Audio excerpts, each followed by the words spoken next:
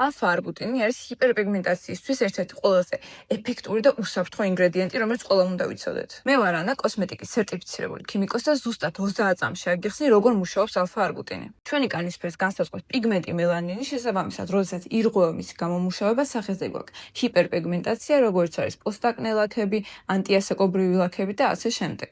ამ ლაქებს თავისუფლად პირველ რიგში ამწვავებს მზის სხივების ზემოქმედება, არასწორი გამოყენებული კოსმეტიკაც კი და ჰორმონალური ფონი.